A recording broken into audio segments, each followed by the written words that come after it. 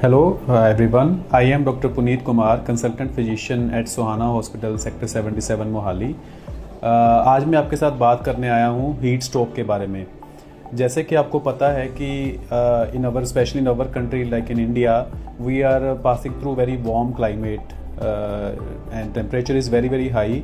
In certain areas temperature is more than 45 degree. जैसे कि हम दिल्ली की न्यूज़ सुन रहे हैं, टेम्परेचर 49-50 तक टच कर रहा है। स्पेशली ये जो महीने होते हैं अप्रैल, मई, जून, जुलाई, अगस्त के मंथ्स में टेम्परेचर बहुत हाई रहता है। तो इस high temperature and high weather जो हाई टेम्परेचर वाला क्लाइमेट है, इससे हमने अपने आप को कैसे बचाना है और क्या क्या प्रॉब्लम्स इससे हो सकती हैं उसके बारे में हम बात करेंगे।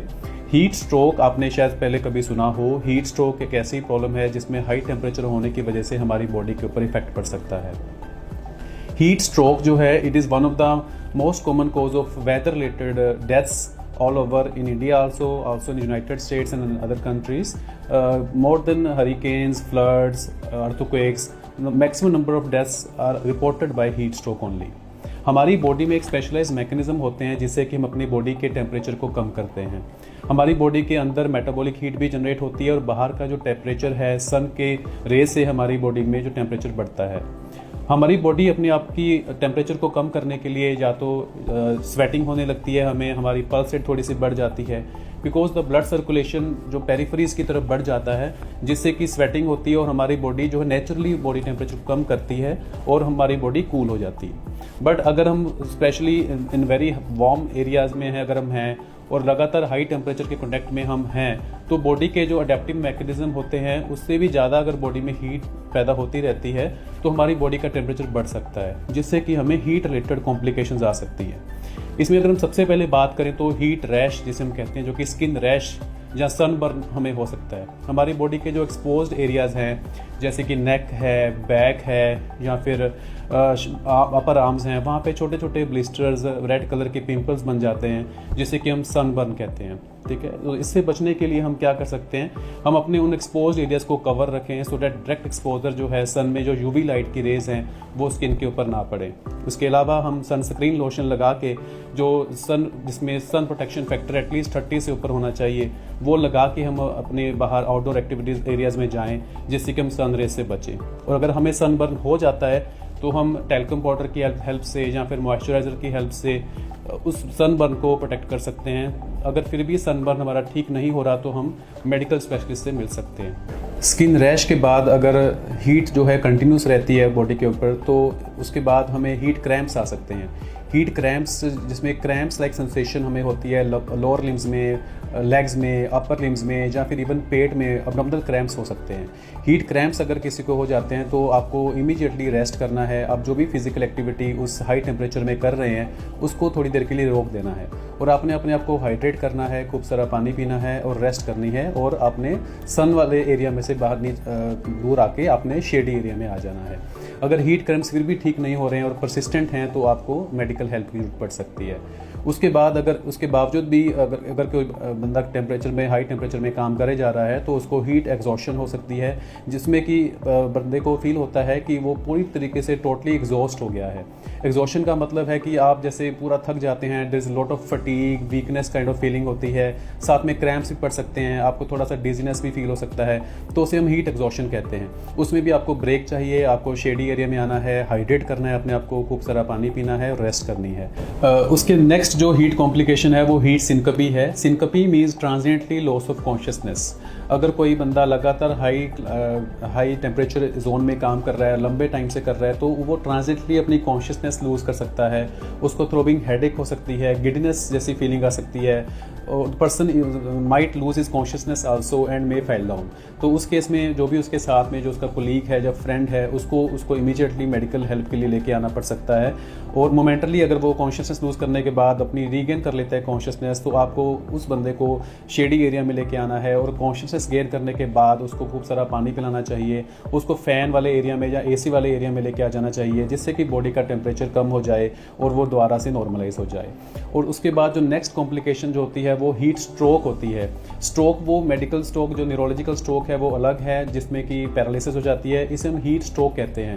This is basically occurs because of very high body temperature. इसमें बॉडी का टेम्परेचर बढ़ के 105 106 डिग्री तक या उससे भी ज़्यादा हो सकता है। इसमें भी बंदा जो है वो अनकॉन्शियसनेस हो सकता है, उसको हेडेक हो सकता है, पल्स रेट बढ़ सकती है, उसके साथ साथ बंदे को पहले क्रैम्प्स पड़ सकते हैं, और इसे हीट स्ट्रोक एक मेडिकल इमरजेंसी माना जाता है और उस पेशेंट को इमीडिएटली मेडिकल हेल्प के लिए इमरजेंसी लेके आना होता है। तो ये जो कॉम्प्लिकेशन जैसे मैंने आपको बताई, सनबर्न है, हीट क्रैम्प्स है, हीट एग्जॉशन, हीट सिंकोप या फिर heat stroke, these are the heat related complication which can happen to anyone who is in a long period in a high temperature area, so these complication can occur। तो इससे हमने बचना कैसे, how to prevent heat stroke and other heat related injuries. First of all जो specially जो दिन के areas जो दिन के टाइम जैसे 10 से लेके या 12 से लेके 2 बजे का जो टाइम दोपहर का होता है, जिसमें सन रेज मैक्सिमम हमारी अर्थ के ऊपर होती हैं, तो उस टेम्परेचर टाइम में हमने उस टाइम पीरियड में हमने अपने आप को अवॉइड करना है कि हम उस आउटडोर एक्टिविटीज़ मत करें और उस पीरियड में स्पेशली हम इंडोर्स रहें। अगर फिर भी आपको उस एरिया में जाना है, ज़्यादा हाई सन एरिया में जाना है, तो उसमें आप अपने आप को प्रोटेक्शन के लिए you should use the sunscreen lotions to prevent the heat injuries on skin, and also you can wear a hat, wear a cap with a brim, और you can use the sun glasses to protect the eyes from the heat injuries. Also आपको अपने साथ साथ उसमें एक पानी की बोतल जरूर रखनी चाहिए। When ever you feel thirsty feel का मतलब आपकी बॉडी पानी को डिमांड कर रही है, तो आप अपने आप को डिहाइड्रेटेड बिल्कुल भी मत होने दीजिए और keep drinking water. You can make an ORS solution, जिसमें थोड़ा सा आप एक गिलास पानी में a pinch of salt and a teaspoonful of sugar add करके एक ORS का गिलास बना सकते हैं, या फिर ORS या फिर नॉर्मल जो जूसेस होते हैं, एरिएटेड ड्रिंक्स होते हैं, उसको आप उसकी हेल्प कर ले सकते हैं, और आप अपने आप को हाइड्रेशन अपनी अच्छी रखिए। जब भी आप डिहाइड्रेटेड फील करते हैं तो try to avoid use of coffee और टी और other drinks because they are harmful. You should try to take the plain water और ORS, और you can use the sport juices, sport beverages होती हैं वो आप ले सकते हैं।